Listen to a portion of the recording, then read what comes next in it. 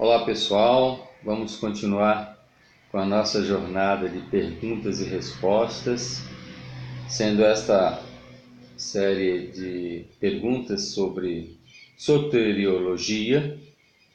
Já respondemos algumas e faltam algumas outras que nós vamos pensar a partir de agora. A última pergunta que nós respondemos foi: a salvação é universal, inclusive para os anjos rebelados. Então se lembra que a salvação é para todo aquele que crê. Os anjos rebelados, os anjos rebeldes, vão receber a punição por conta da sua desobediência ao Todo-Poderoso. A próxima pergunta que nós temos aqui é a seguinte: o crente ou seguidor do caminho, o seguidor de Jesus, pode perder a salvação? Um amigo meu, há muito tempo atrás, eu tenho uma grande estima, pastor Nilson Fernandes de Souza, pastor lá em Guaíra, estado de São Paulo. Ele fez a seguinte colocação: como pode alguém perder aquilo que não tem? A resposta está aí. O crente pode perder a salvação? Ele só pode perder se ele não tiver. Porque se ele for verdadeiramente salvo, convertido, aí vamos depois falar um pouquinho sobre a diferença entre conversão e salvação. Se de fato ele é convertido, ele não vai perder aquilo que ele ganhou, certo? Eu quero ler alguns versículos aqui em João, capítulo 6, versículo 37. O Senhor Jesus, maravilhoso Senhor, Senhor nosso, quando ele fala sobre o pão da vida, ele vem vindo como pão, o alimento espiritual para a humanidade. Foi questionado pelos religiosos de sua época.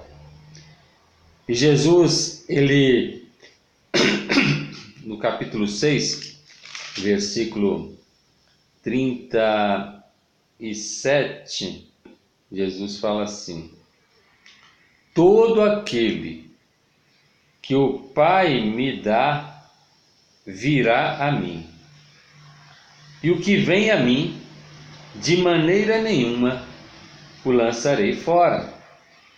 Certo? Aqui Jesus já dá uma amostra a respeito da garantia da salvação. Ele diz que todo aquele que vem a Ele, de forma nenhuma ele lança fora. O Senhor, através do Espírito Santo, preserva aqueles que hão de obter a salvação eterna.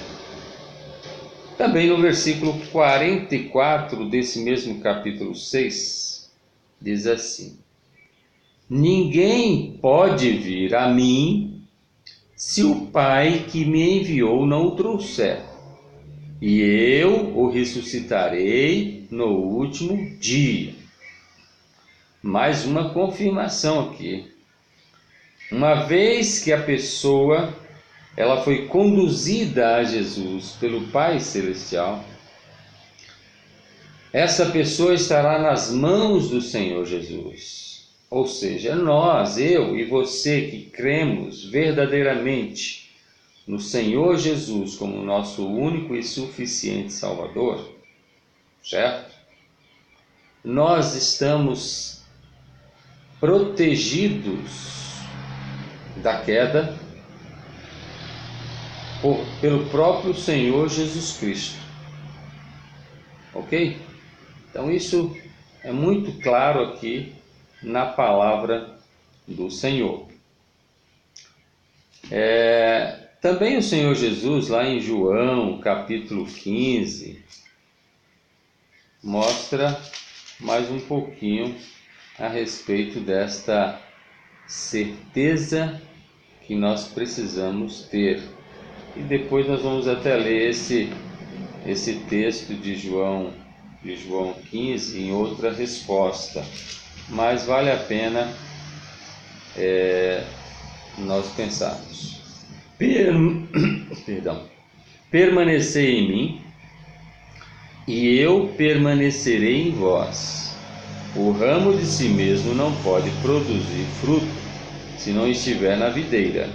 Tampouco vós podeis produzir fruto se não permanecerdes em mim. Eu sou a videira, vós sois os ramos. Se alguém permanece em mim e eu nele, este dá muito fruto. Sem mim nada podeis fazer. Se alguém não permanecer em mim, será lançado fora como ramo e secará. Tais ramos são apanhados, lançados no fogo e se queimam. Certo? Se permanecerdes em mim e as minhas palavras em vós, pedireis o que quiserdes e vos será feito. Nisto é glorificado meu Pai, que deis muito fruto, assim como torneis meus discípulos. Jesus está falando aqui que aquele que está nele, certo? Como ramo da videira, vai permanecer, certo? Para produzir fruto. O que não permanecer, na verdade, não faz parte da videira. Na verdade, não faz parte daqueles que foram entregues nas mãos de Jesus pelo próprio Pai Celestial, certo? Então nós temos esta garantia. Aqueles que de fato foram entregues nas mãos do Senhor Jesus pelo Pai, vão permanecer em Jesus. Nós iremos permanecer em Jesus para sermos ressuscitados no último dia, no dia em que Jesus voltar para cá, para poder concluir esta etapa da vida como do universo material. Uma outra pergunta que nós temos aqui: se o salvo não perde a salvação, ele não peca mais? Aí já é uma outra questão. Pode o convertido, que tem a salvação garantida, pecar? João explica, mas lá na primeira carta de João nós vemos algumas referências desse assunto, algumas explicações de João. João, primeira carta de João, capítulo 2, versículo 1 e 2 dizem assim: Meus filhinhos, estas coisas vos escrevo para que não pequeis. Se, porém, alguém pecar, temos um advogado para com o Pai, Jesus Cristo o justo. Ele é a propiciação pelos nossos pecados, e não somente pelos nossos, mas também pelos de toda a humanidade. Certo?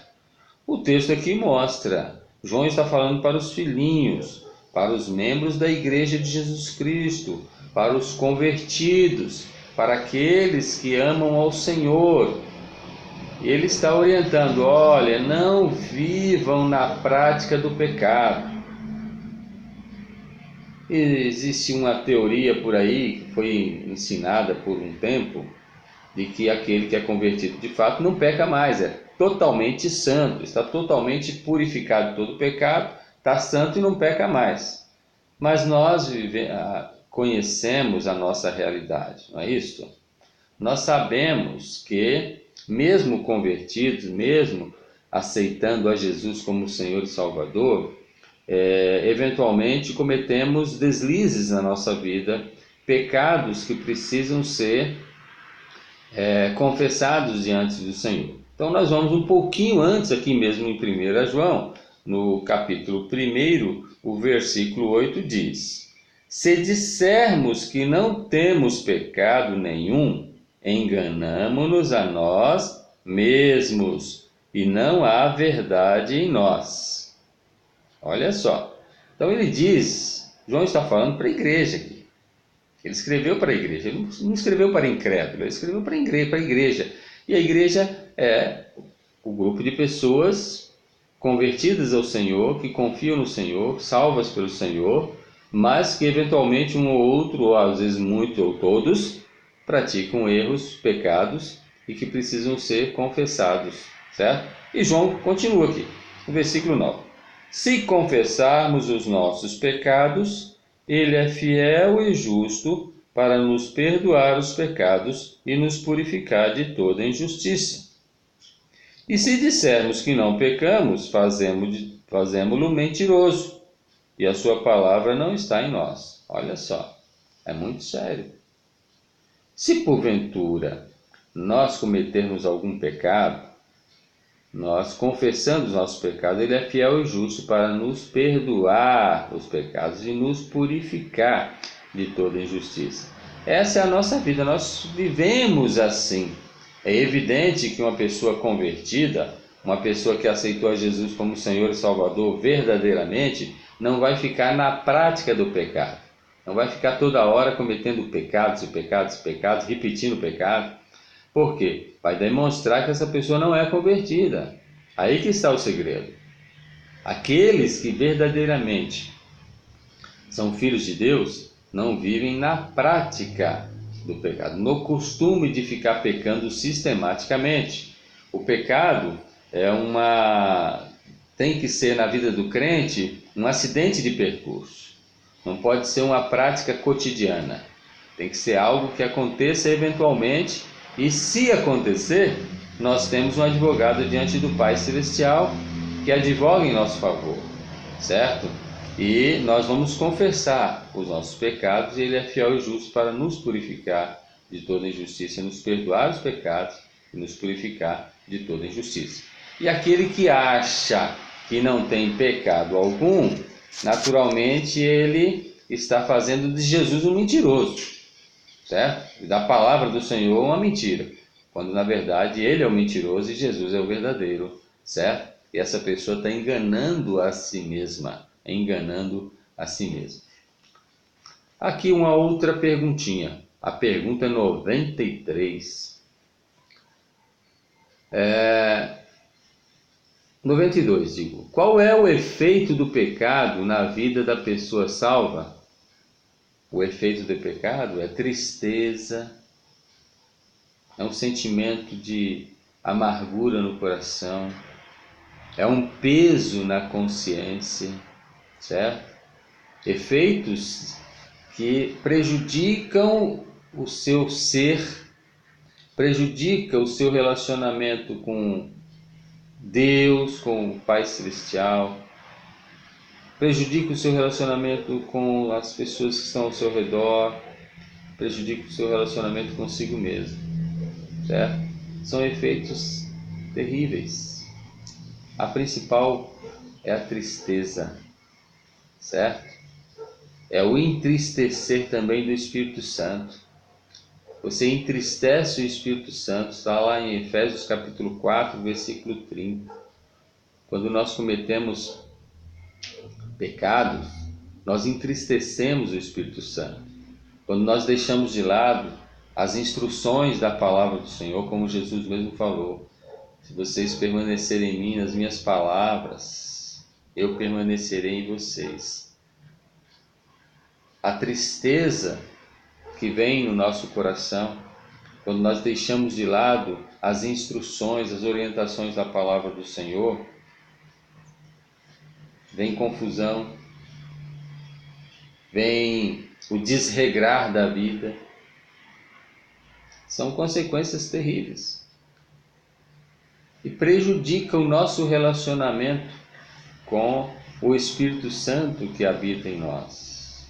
Ele fica triste, nós podemos até apagá-lo, mesmo ele estando dentro de nós, certo? nós podemos extinguir o Espírito Santo. Extinção no sentido de apagar a chama, o fogo espiritual proporcionado pelo Espírito Santo em nossa vida. Por isso a Bíblia nos ensina: não entristeçais o Espírito Santo, não apagueis o Espírito Santo, certo? Ao contrário disso, enchei-vos do Espírito Santo. Não vos embriagueis com vinho em que há devassidão, mas enchei-vos do Espírito Santo, certo? Permitam, deixem o Espírito Santo se manifestar de forma sobrenatural dentro do seu ser. Mas, quando pecamos, nós entristecemos o Espírito Santo que habita dentro de nossa vida desde o dia da conversão. Vamos lá. Uma vez instalada a salvação em todo aquele que crer, qual a diferença entre o povo que crê e o que não crê? Deve haver uma diferença estrondosa. Aquele que crê, o povo que crê, deve fazer diferença nessa sociedade de incrédulos. As pessoas precisam ver, observar que há algo especial entre nós. Nos tornamos luz, como diz o apóstolo Paulo lá em Efésios também, certo? Nós somos filhos da luz. A paz e a alegria interior brotam de dentro de nós e elas devem ser externar. Nós manifestamos o fruto do Espírito Santo que o apóstolo Paulo escreve lá em Gálatas capítulo 5. Paz, alegria, bondade, benignidade, mansidão, domínio próprio, fidelidade, certo? Uma série de características próprias daqueles que amam ao Senhor, que são cheios do Espírito Santo. A sociedade precisa ver esta diferença entre nós que somos salvos, somos convertidos, aceitamos a Jesus como Senhor e Salvador. Vamos lá. Pergunta 94. O salvo em Cristo continua sendo da raça adâmica ou não há diferença? É evidente que todos os seres humanos são descendentes de Adão, e enquanto estivermos todos aqui nesta terra, nós continuaremos da raça adâmica, no sentido de descendência do homem Adão. No entanto, a partir da conversão, nós passamos a receber as características espirituais do segundo Adão, o homem perfeito, Jesus Cristo, Jesus o Messias, o enviado do Altíssimo, certo? Então, a partir da conversão, nós agora somos co-herdeiros juntamente com Jesus Cristo. Nós recebemos as características espirituais do segundo Adão. Estamos sendo preparados para a eternidade. 1 Coríntios capítulo 15, vamos lá. Ler alguns textos, tem muitos textos bíblicos maravilhosos, mas para apenas a nossa breve reflexão. 1 Coríntios capítulo 15, versículo 22. Pois assim como todos morreram em Adão, assim também todos serão vivificados em Cristo Jesus, que é o segundo Adão, certo? Mas cada um por sua ordem. Cristo as primícias, certo? Depois os que são de Cristo na sua vinda. Então virá o fim, quando tiver entregado o reino a Deus, ao Pai, e quando houver destruído todo domínio, toda autoridade e todo poder. Jesus as primícias, certo? O segundo Adão, que nos proporciona o direito de entrarmos no reino de Deus, certo? Agora como descendentes de Jesus, do segundo Adão, descendentes espirituais. Também no versículo 45 do mesmo texto do capítulo 15. Assim também está escrito: o primeiro homem, Adão, foi feito alma vivente, o último Adão, espírito vivificante. Mas não é primeiro o espiritual, senão o animal, e depois o espiritual. O primeiro homem, sendo da terra, é terreno, o segundo homem é do céu. Qual o terreno, tais são todos os terrenos, e qual o celestial, também todos os celestiais. Assim como trouxemos a imagem do terreno, assim traremos também a imagem do celestial. Isso é lindo, não é verdade? Imagina você, nós ainda enquanto estivermos aqui na Terra, nós humanamente falando, somos raça adâmica no sentido material, mas no sentido espiritual, você e eu, nós somos raça do segundo Adão, Jesus Cristo o justo. Nós receberemos a imortalidade, a incorruptibilidade, assim como o Senhor Jesus Cristo recebeu o corpo glorificado. Eu e você, nós também teremos esta garantia, esta maravilha que é o corpo espiritual, o corpo glorificado como segundo, juntamente com o segundo Adão, sendo descendentes do Senhor Jesus e co-herdeiro com ele da glória de Deus ou da graça de Deus. Aqui mais uma perguntinha. A salvação é um ato ou um processo? A salvação é um ato ou um processo? Vamos lá. Nós sempre temos que fazer uma diferenciação. Conversão é um ato. Conversão significa metanoia, é transformação, é o ato. A própria palavra conversão significa exatamente isso. Você está indo numa direção, certo? Você está seguindo por uma direção e em determinado momento você tem um encontro com Cristo. Você recebe a palavra de salvação. E naquele momento que você é confrontado com a palavra do Senhor, você tem que tomar uma decisão, certo? Quando você tomar esta decisão de voltar ao lugar de onde você deveria ter ficado desde a eternidade, você converge, você volta para Deus. O homem, quando pecou, foi se distanciando de Deus.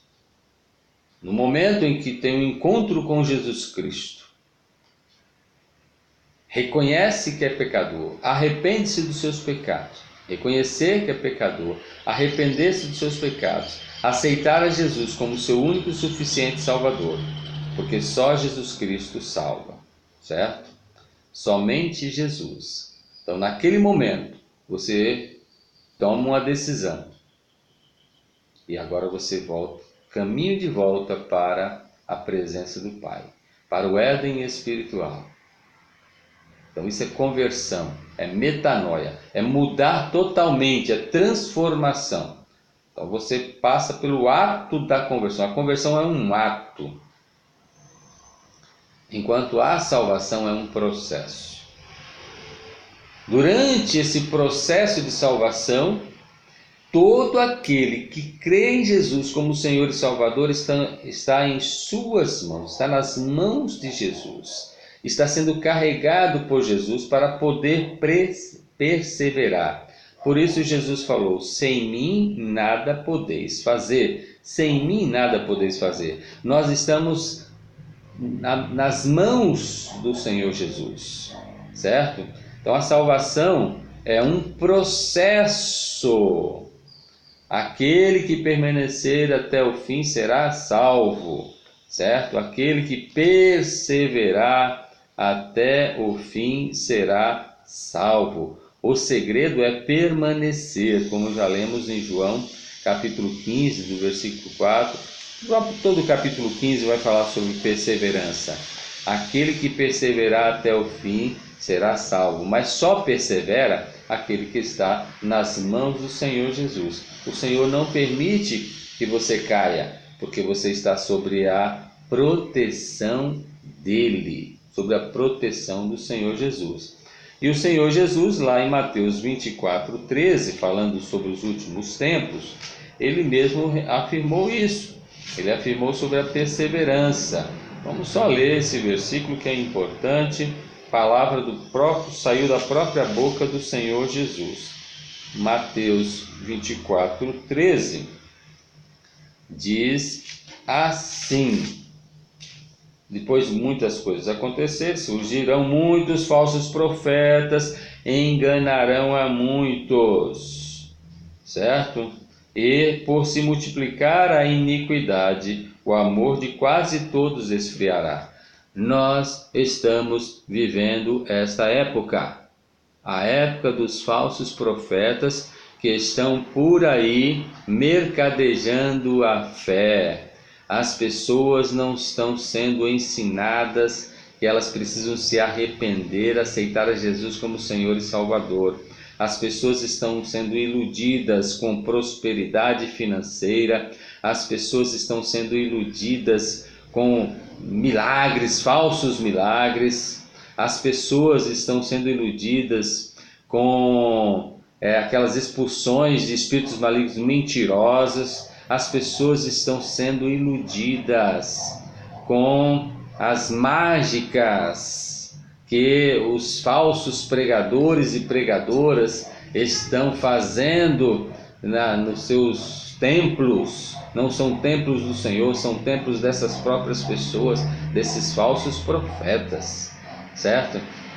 As pessoas, milhares e milhares de pessoas sendo iludidas, estão mercadejando a fé, estão vendendo perdão, como no tempo das indulgências, certo? Estão se tornando piores do que mesmo os católicos, apostólicos romanos, estão se tornando piores até, porque eles estão negando a verdadeira fé. Eles não creem no Deus Todo-Poderoso, eles creem em si mesmo, eles querem o Deus dinheiro, eles são adeptos do Deus dinheiro, do Mamon, e tem muita gente se enganando. Então Jesus aqui falou a verdade, palavra do próprio Senhor Jesus: surgirão muitos falsos profetas e enganarão a muitos, e por se multiplicar a iniquidade, o amor de quase todos se esfriará. Ou seja, pessoas que estavam pendendo até para receberem a salvação, para receberem a conversão, serem convertidos, na verdade foram convencidos a uma religiosidade, a uma religião mentirosa. Foram convencidos, e essas pessoas foi desbarrado o direito de converterem verdadeiramente a Jesus, certo? Foram iludidas e enganadas. Eu oro a Deus para que muitas dessas pessoas abram os olhos e encontrem com Jesus como Senhor e Salvador de suas vidas. E Jesus completa dizendo o seguinte: mas aquele que perseverar até o fim será salvo. E este evangelho do reino será pregado em todo o mundo, em testemunho às nações, e então virá o fim. O fim vem, certo? O Senhor nos ensina que precisamos perseverar. Então a salvação é um processo de perseverança, e só persevera aquele que verdadeiramente é convertido, aceitou a Jesus como seu único e suficiente Salvador, reconhece que na cruz do Calvário Jesus derramou o sangue precioso, reconhece que Jesus ressuscitou ao terceiro dia, reconhece que Jesus subiu aos céus, foi assunto aos céus, e reconhece que Jesus virá. Tem esperança, temos esperança na volta do Senhor Jesus, no momento em que ninguém estiver esperando. Quando as pessoas estiverem cuidando dos seus próprios negócios, das suas próprias coisas, cuidando do seu próprio mundinho, sem que as pessoas esperem, Jesus virá e ele será visto por toda a humanidade. Por toda a humanidade. Foi isso que ele disse, e eu creio na palavra do meu Senhor Jesus. Então nós vimos aqui, certo? Que a salvação é um processo, certo? E existe diferença entre salvação e conversão? Sim, a salvação é um ato, ou a conversão é um ato, e a salvação é um processo que vai acontecendo. Na verdade, nós podemos dizer assim: estou sendo salvo. E por que eu posso dizer estou sendo salvo? Que a cada dia que passa, eu tenho essa expectativa da volta do meu Senhor Jesus Cristo, para que Ele possa me levar para o seu reino celestial, para o lugar maravilhoso, preparado por todos aqueles que nele creem. Certo? Então é um processo também nesse sentido. Aquele que perseverar até o fim será salvo. A salvação é um processo que vai acontecendo na nossa vida de expectativa da chegada de Jesus. E só persevera aquele que é verdadeiramente convertido. Só persevera aquele que é verdadeiramente convertido. E tem a última pergunta sobre soteriologia, tá? Eu quero falar rapidamente. Fale sobre a Ordo Salutis. A Ordo Salutis seria o caminho da salvação. Como se dá o caminho da salvação? O caminho da salvação. E eu quero pegar no livro do Bercot, certo? Apesar de particularmente não seguir fielmente aí uma doutrina reformada de uma forma completa, tem alguns insights aqui, algumas partes que realmente nos chamam a atenção, certo? Eu deixo bem claro, não sou nem reformado no sentido de calvinista total, também nem arminiano, naquele sentido do arminianismo duro, certo? E radical. O arminiano mesmo, ele acha que o crente perde a salvação. Eu não creio dessa forma, certo? Mas nós aproveitamos, como a própria palavra diz, que nós devemos reter tudo que é bom. Assim como você está tendo a oportunidade de reter o que é bom daquilo que eu falar. O que você observar que não está na tua visão de estudo, pode rejeitar, não tem problema não. Nós estamos aqui em um diálogo maravilhoso, certo? Eu julgo ter uma instrução na palavra, procuro seguir a palavra. Tem muitas coisas que são pontos de vista de teólogos, certo? E eu me coloco nessa situação, não como um teólogo, porque nem doutor, nem mestre eu sou, apesar de procurar dar aula de teologia, certo? Mas você tem liberdade de falar, se eu não concordo com tal ponto ou qual ponto, certo? Que o pastor Lorival está falando. Então não tem problema nenhum não. Estamos juntos nessa jornada. Ninguém tem absolutamente o conhecimento total, certo? Tem muita coisa que nós vamos tentar perguntar para o Senhor quando estivermos na presença dele. Se é que a gente vai lembrar disso, na verdade não vamos, né?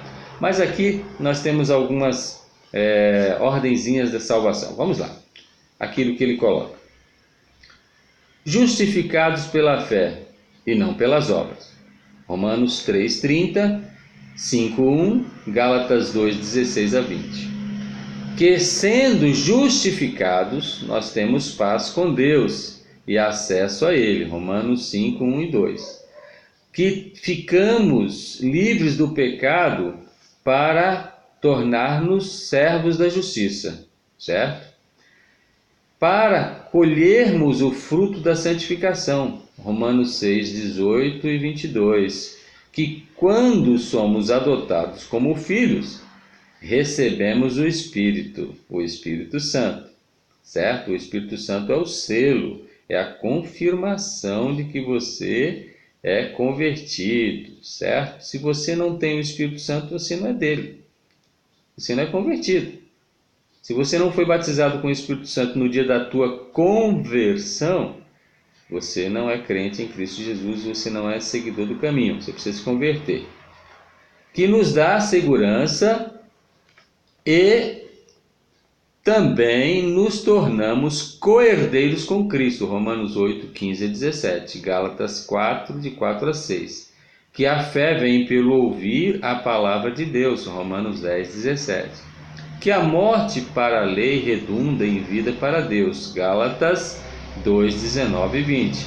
E quando cremos, somos selados com o Espírito de Deus, já falamos sobre isso, Efésios 1, 13 e 14.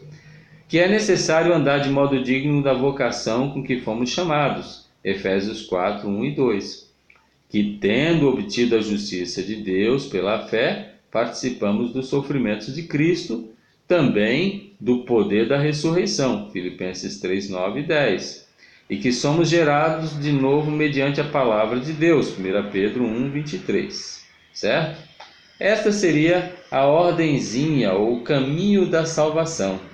Alguns outros autores colocam de uma forma um pouco diferenciada a respeito desta ordem, ordus salutis, ou caminho da salvação.